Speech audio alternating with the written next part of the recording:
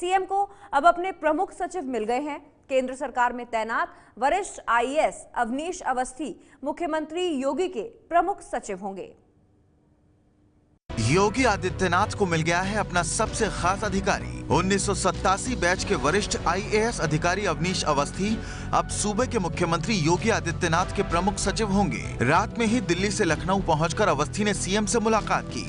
अवस्थी आज से ही कामकाज संभालने वाले हैं।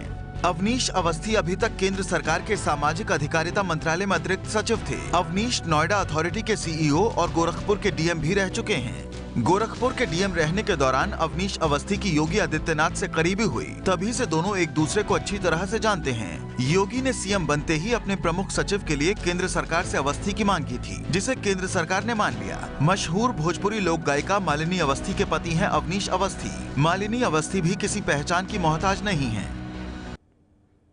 आजकल योगी सरकार में लगातार आधी रात की बैठकों का दौर चल रहा है।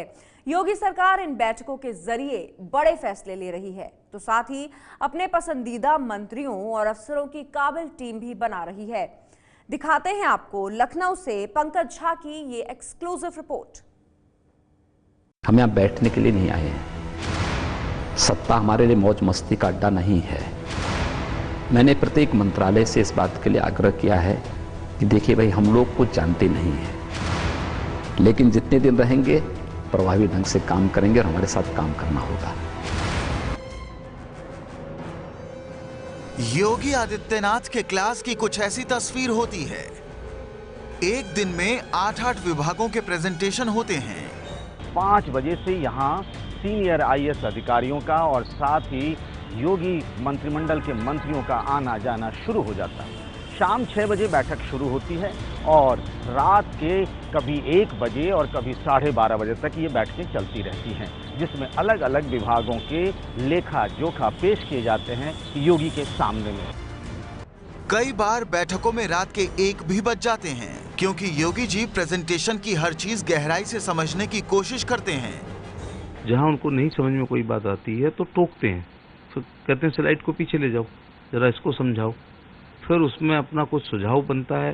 पहली बैठक भी 12:20 तक चली थी और उसी बैठक में चूंकि उस वक्त नवरात्र का व्रत था, तो योगी आदित्यनाथ ने उसी बैठक में ही फलाहार भी किया। उनके मंत्रियों ने, साथी मंत्रियों ने, और साथ ही जितने भी अफसर वहां मौजूद थे उन सब ने वहीं पर डिनर भी किया। योगी ने अपनी क्लास में सभी मंत्रियों को भी हाजिर रहने को कहा है। दिन भर अपने मंत्रालय का कामकाज देखने के बाद मंत्रियों को देर रात तक योगी की मीटिंग में भी रहना पड़ता है, लेकिन सब कह रहे हैं ये तो सीखने का मौका है। प्रेजेंटेशन का मतलब है कि कामकाज को कैसे आगे बढ़ाया जाए। माननीय मुख्यमंत्री जी सबको सहयोग दे रहे हैं और माननीय मुख्यमंत्री जी के तरफ से सभी विभाग को ठीक ठाक किया जाए, उसके लिए प्रेजेंटेशन है। यूपी के सीएम ने सभी विभागों के प्रमुख सचिवों को अपने कामकाज का ब्यौरा पेश करने को कहा है। खबर है कि योगी की इस परीक्षा में जो अफसर पास होगा उसे बड़ी जिम्मेदारी मिलेगी और फेल करने वाले को किनारे कर दिया जाएगा। और मैं पहले कह चुका हूँ कि भाई चूँकि यहाँ पे कार्य संस्कृति समाप्त हो चुकी थी, मेहनत करनी पड़ेगी। 18 से 20 घंटे तक अगर कार्य कर सकेंगे तो यहाँ चल पाएंगे, नहीं तो कठिन होगा। ऐसे लोगों का उत्तर प्रदेश में फिर व्यवस्था में आगे बढ़ पाना। अभी तो हम लोगों ने इन 17-18 वर्ष दिनों के अंदर हर नक्श को टटोला है, देखा है।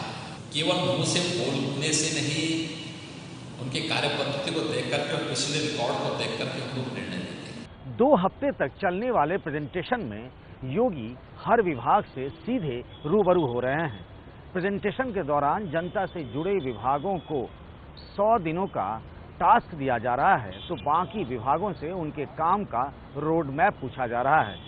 इसी के आधार पर योगी तय करेंगे कि कौन से अफसर उनके साथ चलने में सक्षम हैं या नहीं, और तभी बनेगी योगी की ड्रीम टीम।